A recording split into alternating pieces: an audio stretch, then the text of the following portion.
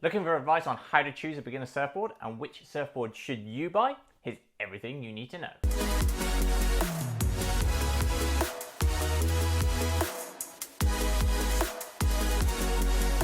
Hi guys, Chris from Stoked with Travel here. Welcome back to the channel. Now before I get started, make sure you hit that subscribe button so you don't miss out on any video goodness.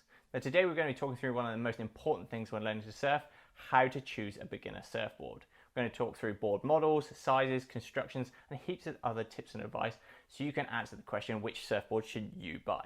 So yeah, let's jump straight in. Now, one of the most common questions when I'm discussing with people on how to choose the best beginner surfboard is what size surfboard do you need to go for? Now, when it comes to surfboard sizing categories, there's kind of three broad categories everything fits within. That's longboard, mini mal, and shortboard. There's a lot of specializations within those categories, but we're not going to go into detail on those today. If you do want to learn more about different surfboard shapes though, check out the link in the description below to my full surfboard shapes guide. Those three categories though, longboard, mini mal, and shortboard. But out of the three, the mini mal is going to be the best option for beginner surfers. It's the most all-round board, forgiving, but also not too specialized. Plenty of float, but also not too big a board to handle. So that's what we're going to kind of narrow it down to. Generally speaking, when it comes to beginner surfboards, you want to go for a board either 1 or 2 feet bigger than your overall height. So me, 6 foot, I'd be going for a 7 or an 8 foot board. If you're kind of like 5 foot, you'd be going for like a 6 foot or a 7 foot board. Or if you're a little bit bigger or heavier, you want to go for that kind of slightly longer board. So if you're kind of 6 foot and you weigh about kind of 95, 100 kilos, you're going to want to go for either an 8 or a 9 foot board. And just size up accordingly. Generally speaking, for most people, a 7 or an 8 foot board is going to be absolutely perfect as your first beginner surfboard. It's going to give you plenty of paddle power, plenty of stability underfoot, and it's also going to allow you to progress and start turning as well. So yeah, overall, 7 or an 8 foot board is generally the way to go for most people. Now, another important question to ask when deciding how to choose a beginner surfboard is the type of construction you want to go with. Now, there's three core surfboard constructions. That's epoxy, polyurethane, also known as PU, and also soft boards, also known as foamies. They all have their kind of pros and cons, so we're going to quickly run through that, and then also what I recommend for beginner surfers. Epoxy boards are one of my personal favorite. I really like the Firewire epoxies. But there isn't a huge range of epoxy boards to choose from overall compared to the other two options. They are massively durable and strong, which is great for traveling and also kind of learning to surf if you can get a good beginner epoxy board. But they are also a little bit more expensive as well. The next type of board is polyurethane, also known as PU, and this is the most common type of surfboard construction. If you walk into a surfboard shop and you see all these lovely white boards down the racks, they're generally going to be polyurethane.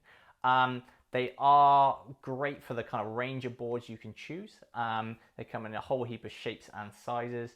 They are really good value for money. But the other thing is they do damage a lot easier than epoxy or foam boards, so please keep that in mind.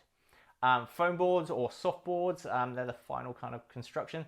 They are characterized by that foam top that they have on them. They're super safe, they're generally aimed at beginner surfers as well, and they're super durable too, so they're also really great for that. The downside of the soft boards are they do have a limit when it comes to progression. So your polyurethane and your epoxy boards generally have a lot more progression in them. Soft boards are definitely aimed at that kind of more beginner end of the spectrum.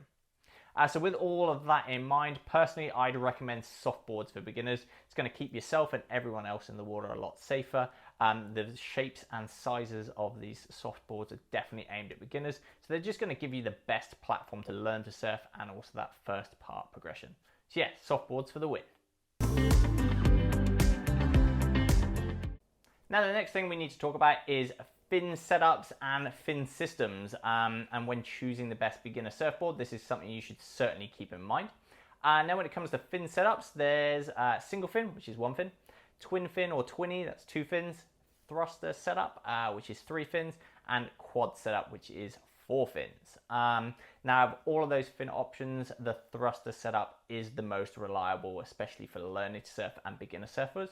So that's the 3 fin setup, just really nice and stable, predictable, and also allows you a lot of progression as well. And now when it comes to fin and box setups, you've got three options. That's the FCS original one, or the dual tab system, FCS2, again also known as the dual tab system, and Futures fins. FCS1 is a little bit older. It's two single tabs which you screw in. They're a little bit harder to find these days because they are older technology. And then they've since been replaced by FCS2, which is characterized by the fact you click the fins in and you don't need to screw them in. I've got a little bit of a guide of Futures versus FCS and how to put all those fins in on the YouTube channel, so make sure you check out the link in the description below for a little bit more info on that. And then the final fin box is my personal favorite, which is Futures fins. And now this is a single tab fin, has one screw at the end, and personally I find them the best to go with. When it comes to those three options, to be honest, you're not going to go massively wrong with either of them as a beginner surfer. You will find a lot of kind of beginner surfboards have kind of the dual tab system, so FCS1 or FCS2. They're a little bit easy to get hold of. All the softboard options do sometimes have their own specific fin types. So when you are buying one, if you do go down that softboard route, just double check if they're kind of a generic fin or they're brand specific. Because if you do lose a fin, knock it out, rip it out, anything like that, you might need to go back to the manufacturer to pick up spares. So yeah, that's another thing to keep in mind, is the fin setups and fin systems. So what is the answer to the question, which surfboard should you buy? For me, if you are a learner surfer looking to pick up your first surfboard, I would go for a soft top, mini mow, thruster setup. That would be my personal recommendation. I'm going with the soft top because it's super forgiving, a lot of volume in there, so they're easy to paddle, they're really durable, and they're also really safe as well, both for yourself and for everyone around you in the water too. I'm going to go with the mini mow because it's really easy to paddle, you're going to get a high wave count, and it's just the most stable board option to go without going for a long board, which is obviously a lot of board to handle in the surf. And obviously the thruster setup, that just finishes it off really nicely, nice and stable, easy to progress with, and one of the most common options for beginner surfboards as well. So yeah. If you're already up and running, you've hired a board and you're looking to get your first proper board, I would go for a PU board, again in mini mow. If you've learned on kind of a soft top board, getting the same size board in a polyurethane PU construction is going to be the best way to progress. It's the easiest step to go to without making your learning curve super steep. Obviously from there, once you've kind of got to the grips with turning on green waves, catching unbroken waves and things like that, you then can start getting a bit more specialized, stepping down onto something like a short board, or even going a little bit bigger onto the long board if you want to go that way. But yeah, for me, a mini mow soft top with thruster setup is going to be the best learner board to start with. Okay guys, so to round off the video, here's 6 of my favorite tips for choosing the best beginner surfboard. Tip number 1, don't go straight for a shortboard. They might look really cool, but they're also really difficult to learn on, and it's going to slow down your progression overall. Tip number 2, volume is your friend.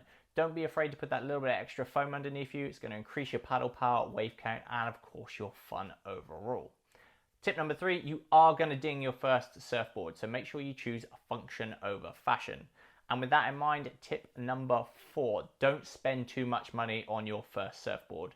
You are going to go through a few surfboards in your progression, and the next one is where you really want to spend that extra money to get your extra bit of performance, so save your money for that. Tip number 5, mini mows are a great option. They're super stable, easy to ride, super easy to paddle, and they're going to up your wave count and therefore help you progress that much quicker.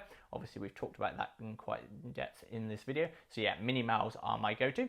That also brings us to the final point, point number 6, try before you buy. If you have the option of renting a few different boards before you buy your first beginner surfboard, do that. You'll find the best fit for you, you'll be able to figure out a few things, narrow down your brand, also sizing as well. So yeah, those are my top 6 tips for choosing your beginner surfboard. And there you have it guys, that's my full guide on how to choose a beginner surfboard and which surfboard should you buy. If you want more tips and advice on choosing boards or board shapes, make sure you check out the links in the description below and check out the rest of my YouTube channel for heaps of tutorials and guides on learning to surf. That's it for this week guys, make sure you like, comment, subscribe, and I'll see you next week.